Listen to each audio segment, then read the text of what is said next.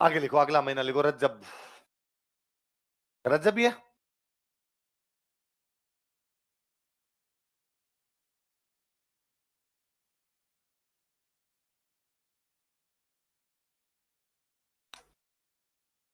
लिखो 27 तारीख।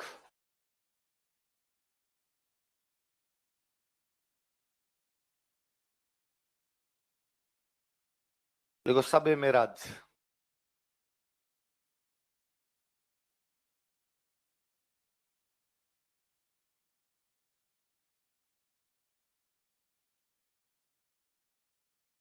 सबे मेराज क्या नाम है? सब का मतलब होता है रात। नाइट, नाइट जो होती है उसको क्या बोलते हैं? इसलिए रात के अंदर ओस गिरे तो बोलते हैं सबनम। सबनम हो गई, इसलिए क्या बोलते हैं? आईपीएल की कमेंट्री में कभी इरफान पठान बैठा हो तो सुन लेना। शाम का मैच होगा तो सेकंड इनिंग के अंदर सबनम गिरने की आशंका है। ड्यू फैक्टर काम करेगा उसके अंदर, तो सबनम ओस इसलिए कहते हैं। सब का मतलब क्या होता है? मेराज का मतलब होता है उड़ना। मेराज का मतलब वह रात्रि जब उड़ान भरी गई, इसलिए आपके फाइटर प्लेन है उसका नाम है मिराज। क्या नाम है? उड़ता है। अब आप कहोगे सर हमारे तो जेब में ही रहती है मिराज। वो भी उड़ान ही करवाती है, वो लगाने के बाद में आदमी उड़ता ही है। तो सब मेराज कह दो या उड़ान की रात्रि कह दो, नाइट ऑफ फ्लाई कह दो। ऐसा माना जाता है कि इस दिन पैगंबर मोहम्मद साहब अल्लाह से मिल के आए थे। किसे मिल के आए थे? स्वर्ग गए थे, ऊपर की तरफ उड़ान भरी। वह रात्रि जब उड़ान भरी थी वो क्या कहलाई? सब मेरा। देख लो, इस रात्रि को पैगंबर मोहम्मद साहब की अल्लाह से मुलाकात हुई थी। Prophet Muhammad sahab met Allah on this night. इस रात्रि को पैगंबर मोहम्मद साहब की अल्लाह से मुलाकात हुई थी। Prophet Muhammad sahab met Allah on this night. इस रात्रि को पैगंबर मोहम्मद साहब की अल्लाह से मुलाकात हुई थी। Prophet Muhammad sahab met Allah on this night. अगला महीना लिख लो। कौन सा अगला? साबान।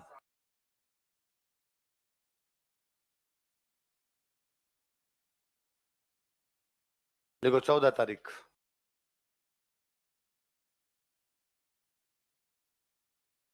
सबे बरात।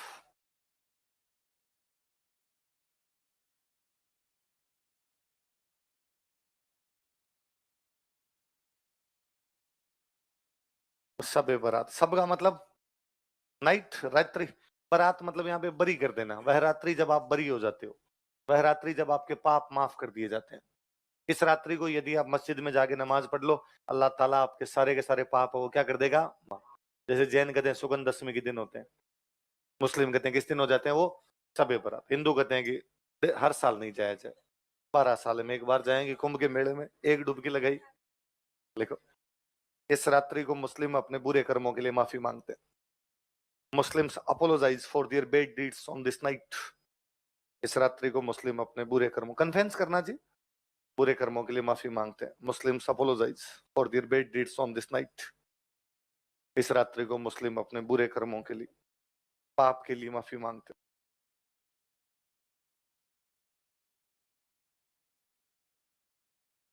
अगला महीना कौन सा है?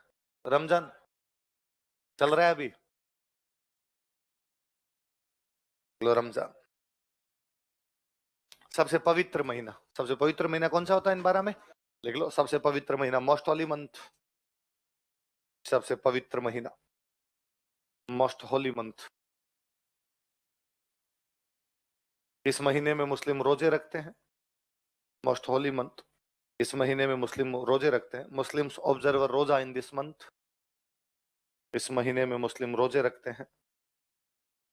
मुस्लिम्स ऑब्जर्वर रोजा इन दिस मंथ।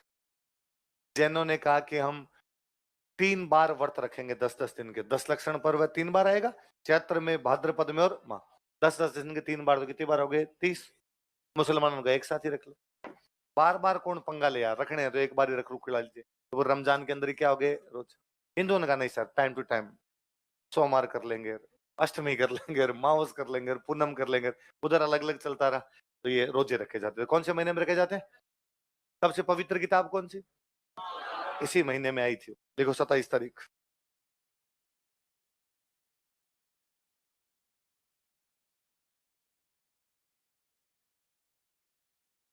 सब एकद्र,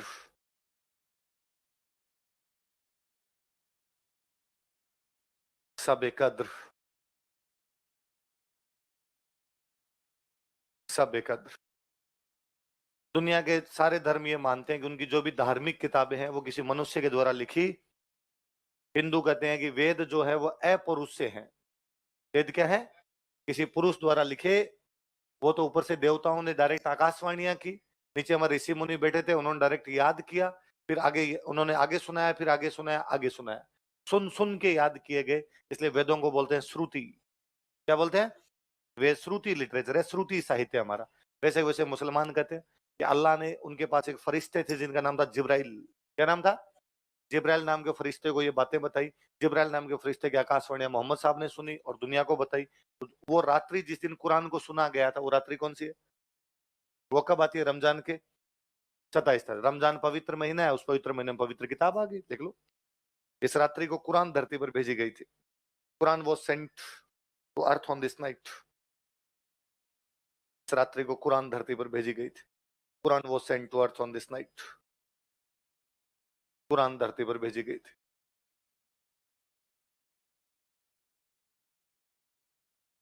तो तीन सब है, सबे मेराज, सबे बारात, सबे कद्र। कौन कौन सी बताओ दे? सबे मेराज, सबे बारात, सबे कद्र। 27, 14, 27।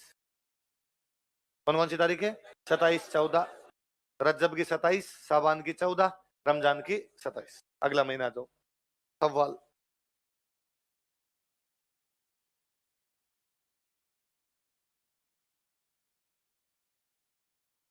जैसे रोजे खत्म होंगे 1 तारीख को मीठा मीठा खाओ भाई साहब कुछ। ईद उल फितर क्या आएगी? ईद उल फितर, मीठी ईद।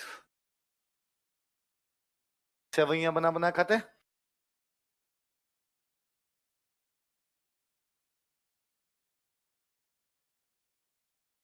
वही जो मैंने आपको जेना वाला सिस्टम बताया था कि जब आप 10 दिन तक लगातार व्रत रखेंगे, आपको गलतियों का एहसास होगा, तो आप जाके माफी मांगेंगे। सेम इधर 30 दिन के व्रत रखे, गलतियों का एहसास हुआ, तो जिनके प्रति गलतियां की उनको जाके गले लगा लो। तो भाईचारे का त्योहार है, फेस्टिवल ऑफ ब्रदरहुड। तो अभी 2 दिन बाद में जब ईद है, तो अखबार के अंदर देखना अगले दिन आएगा एक दूसरे से गले मिलते हुए वैसे फोटो खूब सारे आएंगे। तो वो यही है, वास्तव में गले उनके मिलना चाहिए जिनसे हमारी लड़ाई हो रखी है। और आजकल हमने उल्टा कर रखा है, हम गले उनके मिलते हैं जिनसे हमारी पहले से बनती है, फिर उनको गालियां निकालते हैं जिनसे हमारी।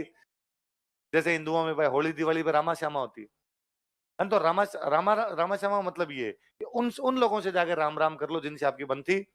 तो उसको जाकर भाई राम राम, भाई इतने दिन लड़ाई थी, आज नया दिन है, आज राम राम कर लिया। अब अपनी लड़ाई क्या होती है समा, पर अपने राम राम उनको कहते हैं जाके जिनसे हमारी बनती है। तो वो का वो सेम इधर है। तो ईद उल फितर कौन सा त्योहार है? Festival of brotherhood. कब आएगी?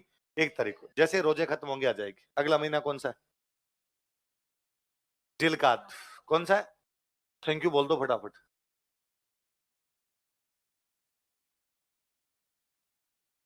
कोई त्योहार नहीं, नो फेस्टिवल।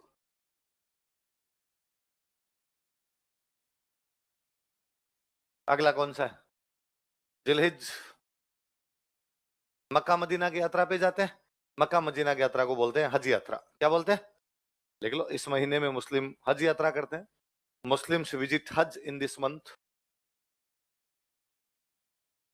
इस महीने में मुस्लिम हज यात्रा करते हैं। मुस्लिम्स विजिट हज इन दिस मंथ। इस महीने में मुस्लिम हज यात्रा करते हैं। मुस्लिम्स विजिट हज इन दिस मंथ। हज यात्रा मतलब कहाँ जाके आना?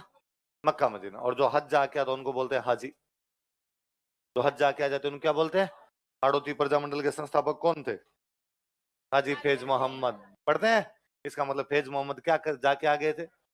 हज जाके आ गए। कहाँ की यात्रा करके आ गए? जैसे कल हम पढ़ रहे थे जैनों के 5 मुख्य सिद्धांत है, सत्य, हिंसा, अस्तेय, परिग्रह और ब्रह्मचर्य। वैसे मुसलमानों के 5 मुख्य सिद्धांत है। पहला एक सिद्धांत है कि जितने भी मुसलमान हैं उनको कलमा पढ़ना चाहिए। क्या पढ़ना चाहिए? एक लाइन है, ला इलाहा इल्लल्लाह मोहम्मद रसूल अल्लाह। ये सबको पढ़ लेनी चाहिए। अल्लाह एक है और पैगंबर साहब जो है वो उनके क्या थे? दूत। वो क्या थे? तो कई बार यूं दिलीप सर हंसते थे पहले, सर यूं पढ़ाते तब सर बताते ये बताते तो अचानक किसी स्टूडेंट ने, कोई मुस्लिम स्टूडेंट, उन्होंने कहा, अरे सर ये नहीं बोलना चाहिए, ये बोलते ही बंदा मुस्लिम हो जाता है। दूसरा हंसता है कि मैं जैसे ये बोलता हूँ ना, ला इलाहा इल्लल्लाह मोहम्मद रसूलुल्लाह, मन ही मन साथ साथ में कह देता हूँ ओम बुर बोस होता प्लस माइनस माइनस खत्म खत्म, है ना, सब सही हो गया। एक तो है कि भाई प्रत्येक मुसलमान क्या पढ़ना चाहिए, कलमा। कहने का मतलब उसे ये बात माननी चाहिए कि भगवान एक है और पैगंबर साहब उनके क्या है, दूत। इसमें विश्वास करो, आप इसमें विश्वास कर दो तो ये आप क्या हो, मुसलमान। दूसरा ये है कि उसे दिन में 5 बार क्या पढ़नी चाहिए, नमाज। तीसरा ये है कि रमजान के महीने में उसे क्या रखने चाहिए, रोजे। चौथा ये है कि प्रत्येक मुसलमान को जिसपे कोई कर्जा नहीं हो, कौन से प्रत्येक मुसलमान जिसपे कोई, अपनी इनकम का 40% दान देना चाहिए। 40वां हिस्सा, अपने इनकम का जो 40वां हिस्सा होता है वो क्या देना चाहिए, दान। उस दान को बोलते हैं जकात। क्या बोलते हैं, जकात। तो प्रत्येक मुसलमान क्या देना चाहिए, जकात। फिर ये कि प्रत्येक मुसलमान को जीवन में एक बार क्या करनी चाहिए, हज यात्रा। कलमा पढ़ना चाहिए, नमाज पढ़नी चाहिए, रोजे रखने चाहिए, जकात देनी चाहिए और क्या करनी चाहिए, हज। ये 5 मुख्य सिद्धांत है। तो हज यात्रा सिद्धांत है। तो हज यात्रा कौन से महीने में की जाती है, जिलहज। अब लिख लो 10 तारीख।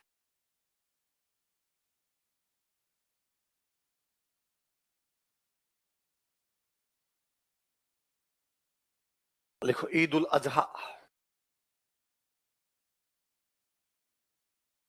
अज, अज का मतलब होता है बकरा, बकरीद।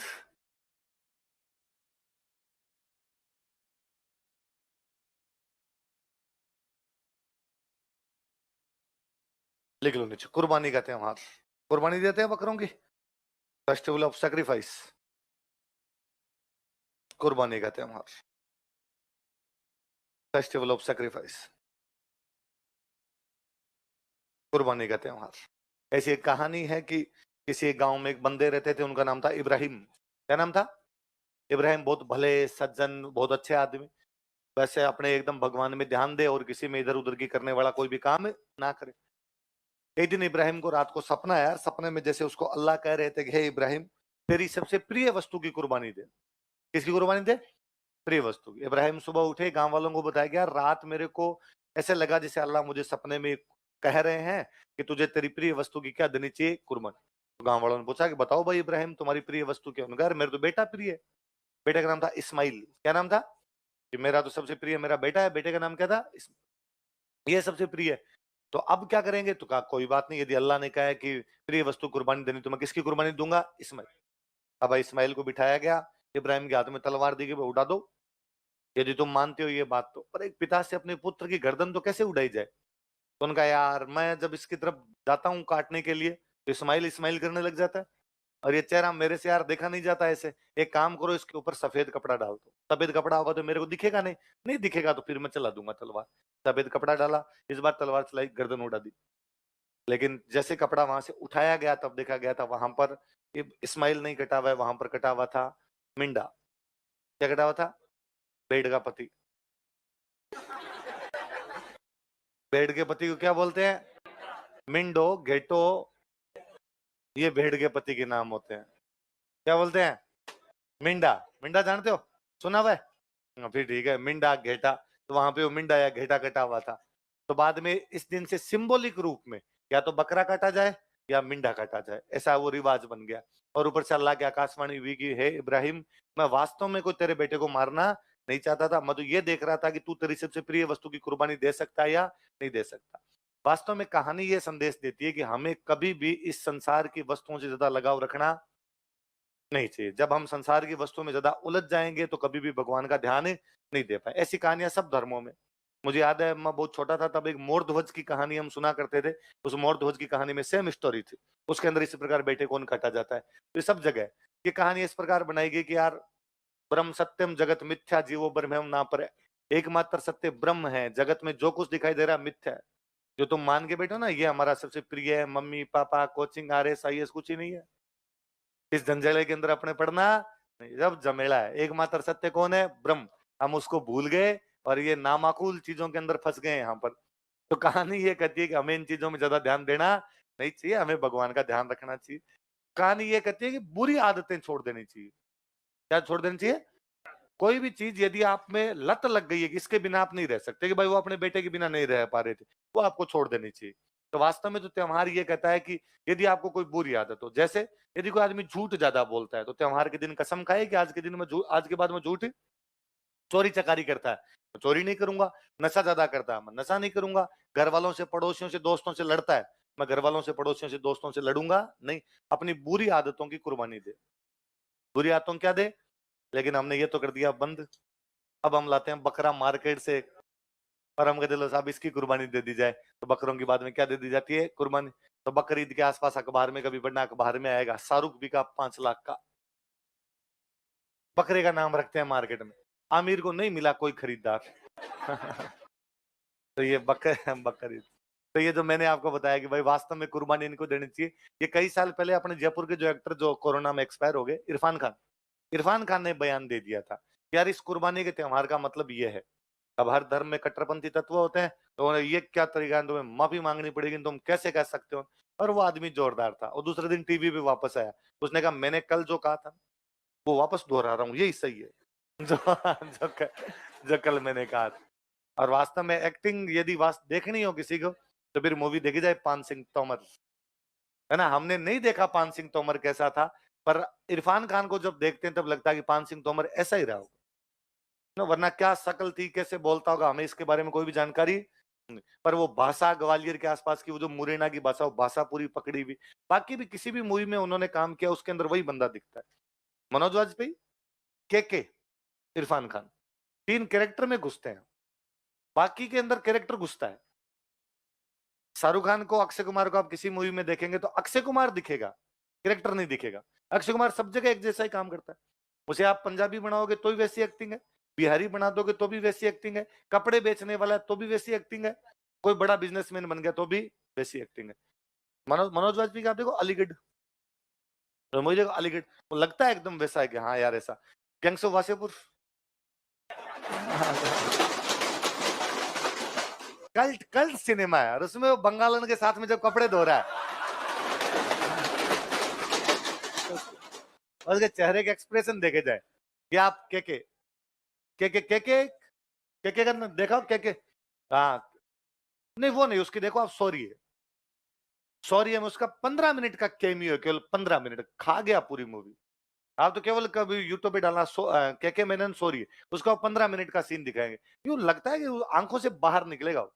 ये सारे डायलॉग बोल रहा है तो पूरा यूं लग रहा है कि यार यही बंदा रहा होगा, इसी ने एग्जैक्टली ऐसे कैसे डायलॉग बोले होंगे। तो उनमें एक नाम अपने और किसका था, इरफान खान का, वैसा वैसा नाम था। तो इरफान खान ने उस टाइम ऐसा कोई बयान दे दिया था, तो मुझे वही बयान याद है। तो कुर्बानी का त्योहार कौन सा होता है? ईद उल अजहा। कौन सा है? बस इतने त्योहार हो गए। कितने त्योहार है गिनो देखे, कितने हैं? मैंने कल ही कहा था, महीने 12 है, त्योहार कितने हैं? अब लिखो ईसाइयों के त्योहार, क्रिश्चियन फेस्टिवल्स, ईसाइयों के त्योहार, क्रिश्चियन फेस्टिवल्स। और ये आपको पढ़ाने की आवश्यकता नहीं, क्योंकि आप सारे ईसाई हो। न, न तो आप हिंदू हो, न मुस्लिम हो, न सिख हो, आप सारे क्या हो? ईसाई। अभी देख लो आप सारे त्योहार तड़ातड़ बता दोगे, मुझे तो आते ही नहीं ईसाइयों के त्योहार, क्योंकि मैं तो ईसाई हूं नहीं। तुम सारे हो तो अभी बता दोगे फटाफट। जैसे लिखो क्रिसमस,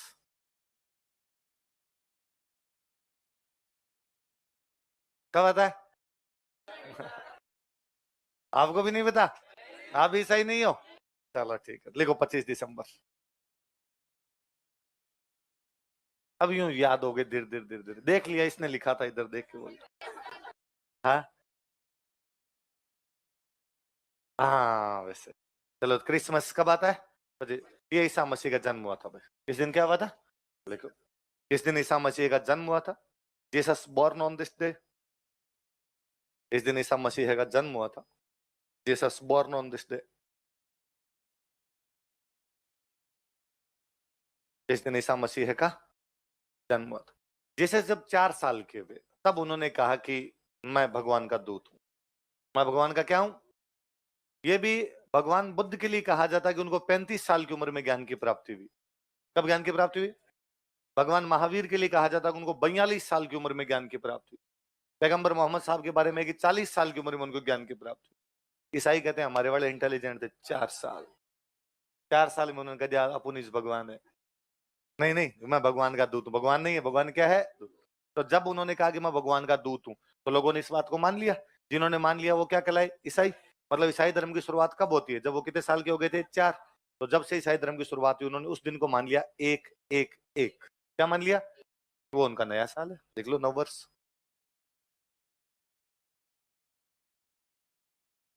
नव वर्ष देख लो कब आता है? 1 जनवरी। लिखो तो, चैत्र शुक्ल एकम है। लिखो 1 जनवरी। लिखो, इस दिन ईसा मसीह को ज्ञान की प्राप्ति हुई थी। Jesus got knowledge on this day. इस दिन ईसा मसीह को ज्ञान की प्राप्ति हुई थी।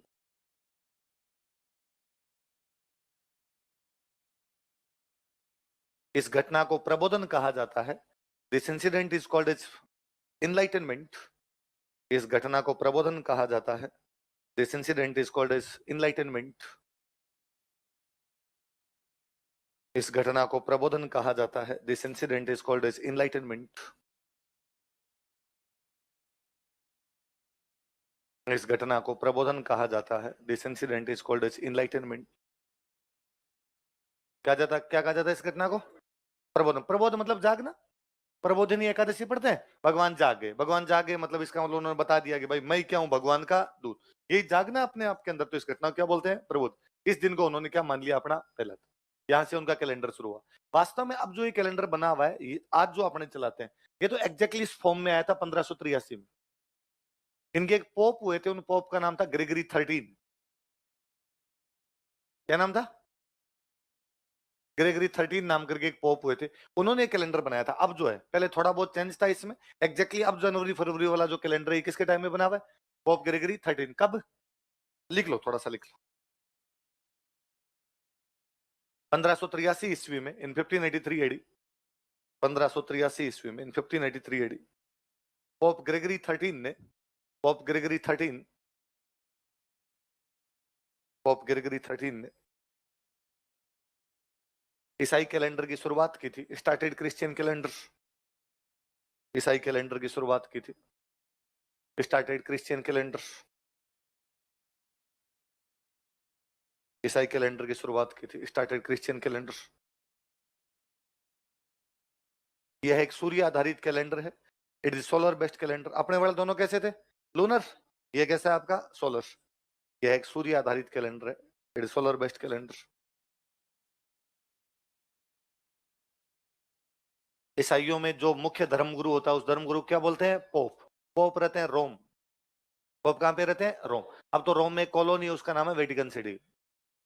रोम में कॉलोनी, उसका नाम क्या है? पर ईसाइयों की चलती है भाई, इसलिए उन्होंने कहा कॉलोनी नहीं है, देश है। वेटिकन सिटी क्या घोषित कर रखा है? मानसरोवर जीता है। एक कॉलोनी है रोम की। पर उन्होंने कहा ना ना ना ना, कॉलोनी वैसा देश। इधर आओगे तो क्या लेना पड़ेगा आपको? वीजा लेना पड़ेगा। तो पोप हुए ग्रेगरी 13, उन्होंने बनाया। तो ये जो जीते जनवरी फरवरी नाम है ना, ये या तो रोम के संत है, कोई ईसाइयों के संत है, या रोम के राजा है। जैसे रोम में एक राजा हुए थे, जूलियस सीजर। कौन हुए थे? इसलिए महीने का नाम है जुलाई। महीने का नाम क्या है? जैसे रोम के एक राजा थे, उनका नाम था अगस्त। क्या नाम था? इसलिए महीने का नाम है अगस्त। अपने हिंदी वालों से बोला नहीं गया, इसलिए अपने कहते हैं अगस्त। बाकी वो अगस्त नहीं है वास्तव में। तो क्या उनका? तो या तो उनके संत है कोई ना कोई, या उनके क्या है? राजा। अगला लिखो इसके बाद गुड फ्राइडे। अगले 3 मैं एक साथ लिखता हूं, एक बार आप लिख लो, फिर अपने पढ़ लेंगे। या देखो एक बार इधर।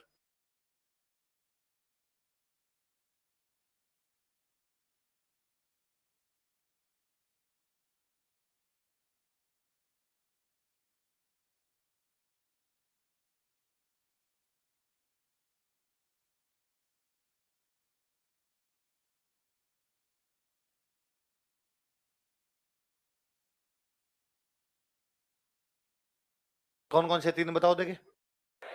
गुड फ्राइडे, ईस्टर और असेंशन डे। दोबारा बोलो, देखो कौन कौन से? ईस्टर और असेंशन। सुनना देखो इधर। शुक्रवार के दिन ईसा मसीह को फांसी लगाई गई थी। शुक्रवार के दिन ईसा मसीह को सूली पर लटका दिया गया, क्रॉस पर लटका दिया गया। कब लटकाया गया? उसको बोलते हैं गुड फ्राइडे। क्या बोलते हैं? ये मेरे नहीं समझ में आ गई, गुड कैसे है ना भाई? इस दिन फांसी लटकाई गई थी, इसलिए ध्यान रखना। कभी अपना कोई ईसाई दोस्त तो आपका, तो गुड फ्राइडे की बधाई मत दे देना। वो कुटेगा घर आके। भाई होता क्या है कि हिंदुओं के त्योहार खूब सारे, आपका कोई ईसाई दोस्त है और वो आपको कह रहा है कि भाई हैप्पी होली भाई, happy Diwali, happy Raksha Bandhan, happy आकातीज, हैप्पी नवरात्रे, तो खूब आते हैं यहाँ तो थोड़े थोड़े दिनों में। तो आपको लगता है यार कितना अच्छा दोस्त है, और इस बार जैसे इनका त्योहार आएगा मैं इनको बधाई दूं, और एक दिन आपको पता चलता है कि इनका त्योहार कौन सा है, और आप भाई साहब सुबह सुबह उठते मैसेज करते हो कि हृदय की अनंतिम गहराइयों से केवल आपको ही नहीं बल्कि आपके पूरे परिवार, और मैं तो यहाँ तक कहूंगा कि संपूर्ण विश्व के ईसाई समाज, है ना, मेरी तरफ से आपको बधाई अर्पित की जाती है। वो सुबह सुबह आके कूट देगा आपको दो चीजों का, एक तो कभी मुहर्रम की बधाई नहीं देनी, मुहर्रम का मतलब ही दुख है, तो उसकी बधाई कैसे दी जा सकती है। इस बार बिहार में ये गवर्नमेंट चेंज, पहले नीतीश कुमार बीजेपी के साथ में थे, फिर नीतीश कुमार चेंज करके चले गए लालू प्रसाद यादव के साथ में, तो ये गवर्नमेंट चेंज मुहर्रम के दिन हुई थी। तो लालू प्रसाद यादव के जो बड़े बेटे हैं तेज प्रताप यादव, जो अलग अलग भगवान का रूप धारण करते रहते हैं, कभी कृष्ण भगवान बनते हैं, कभी शिव जी बनते हैं, है ना, कि भाई रात को जैसे सपने में उनके जो आता है अगले दिन वही वेशभूषा धारण कर लेते हैं, वो करते हैं सच में, सच में वो बंदा ऐसे नाटक करता रहता है। तो तेज प्रताप यादव एक प्रेस कॉन्फ्रेंस संबोधित कर रहे, तो क्या खुशी का दिन है, सरकार भी चेंज हुई है और मुस्लिम भाई भी खुशी का दिन है उनके लिए, मुहर्रम है। अरे मुहर्रम का मतलब ही दुख होता है, तो खुशी का दिन कैसे हो सकता है, तो याद रखना, नहीं तो मुहर्रम की बधाई देनी ना किसकी देनी, शुक्रवार के दिन उनको सूली पर लटका दिया गया, इसको क्या बोलते हैं, गुड। लेकिन चमत्कार को नमस्कार है, शुक्रवार के दिन फांसी पर लटकाया गया, सैटरडे और संडे को वापस दिखाई दिए, अपने शिष्यों को वापस दिखाई देने लगे, पुनर्जन्म होता है उनका। संडे को बोलते हैं ईस्टर, संडे क्या बोलते हैं, 40 दिनों तक दिखाई दिए, कितने दिन दिखाई दिए, और 40 दिनों बाद वापस स्वर्ग लोक में चले गए। एक जगह से वापस ऊपर की तरफ जाने को बोलते हैं असेंशन, क्या बोलते हैं, इसलिए क्या आता है असेंशन डे। तो फांसी लगाई गई वो तो क्या हो गया, गुड फ्राइडे, वापस आए वो क्या हो गया, ईस्टर, वापस गए वो क्या हो गया। पर अब इसमें ये नहीं समझ में आया कि कौन से शुक्रवार को फांसी लगी, शुक्रवार को फांसी लगाई गई, संडे को वापस आए, 40 दिन रह के चले गए, कौन सा फ्राइडे, कौन सा संडे, तो इनका निकालने का तरीका बड़ा जोरदार है। ये ईस्टर निकालते हैं पहले, ईस्टर में ये कहते हैं कि 22 मार्च के बाद, किसके बाद, जो पहली फुल मून आएगी, पहली पूर्णिमा आएगी, उसका बाद वाला संडे, ये ईस्टर है। 22 मार्च के बाद में जो पहली पूर्णिमा आएगी उसका जो संडे होगा, उस संडे को क्या बोलेंगे, अब के गुड फ्राइडे कब आता है, ईस्टर से 2 दिन पहले। अब असेंशन डे कब आएगा, कि ईस्टर के 40 दिन बाद। ईस्टर कब आएगा, कि 22 मार्च के बाद जो पहली पूर्णिमा थी उसके बाद वाला संडे। अच्छा 22 मार्च वाला क्या लॉजिक है, आप वो ज्योग्राफी चल रही होगी ना, ज्योग्राफी चल रही है, तो पढ़े 21 मार्च, 22 दिसंबर, इक्विनॉक्स, इक्विनॉक्स पढ़े, तो इनको इक्विनॉक्स पता था कि 21 मार्च को इक्विनॉक्स है, तो उन्होंने अगले दिन से गिना। इसके बाद में जो पहला फुल मून आया था उसका अगला जो संडे था उसको ईसा मसीह वापस आए थे, तो इनको आज भी वैसे याद किया हुआ है। तो अभी भी वैसे निकालते हैं कि 22 मार्च के बाद मान लो पहली पूर्णिमा आ रही है 26 मार्च को, उसके बाद अगला संडे आ रहा है 29 मार्च को, तो ईस्टर कब बनाया जाएगा, 29 मार्च। अब गुड फ्राइडे कब आएगा, 2 दिन पहले, तो 27 मार्च, ये जिसके 40 दिन पहले पड़ गई बात। देखो गुड फ्राइडे,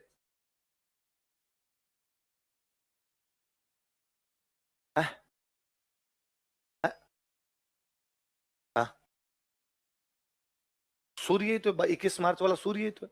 उसके बाद चांद उगता तो उनके भी था, ऐसा थोड़ी कि चांद उगता ही नहीं था। चलो क्या लिखा है, गुड लिखो। इस दिन जिस ईसा मसीह की मृत्यु हुई थी, Jesus died on this day, इस दिन ईसा मसीह की मृत्यु हुई थी, Jesus died on this day.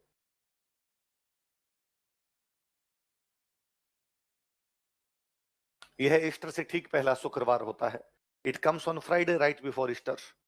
यह ईस्टर से ठीक पहला शुक्रवार होता है, it comes on Friday right before Easter.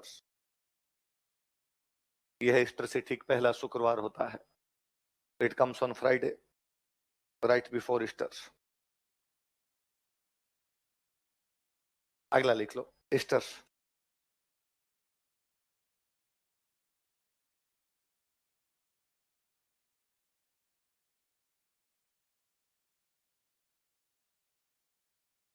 इस दिन ईसा मसीह का पुनर्जन्म हुआ था, Jesus got rebirth on this day. इस दिन ईसा मसीह का पुनर्जन्म हुआ था, Jesus got rebirth on this day. यह रविवार के दिन आता है, इट कम्स ऑन संडे। यह रविवार के दिन आता है, it comes on Sunday. Sunday कौन सा, तो लिख लो, ऐसे लिख लो क्या पूरा लिखवाऊं, 22 मार्च के बाद जो पहली पूर्णिमा, समझ जाओगे ना। 22 मार्च के बाद फर्स्ट फुल मून, उसका अगला दो संडे वो ईस्टर है। संडे को अष्टक मिल गया ना ईस्टर, तक याद रह जाएगा। 22 मार्च के बाद पहली पूर्णिमा, पहली पूर्णिमा के बाद वाला संडे।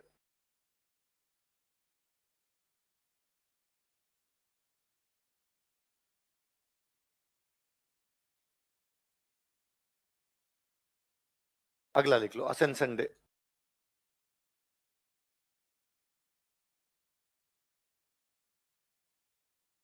Ascension Sunday.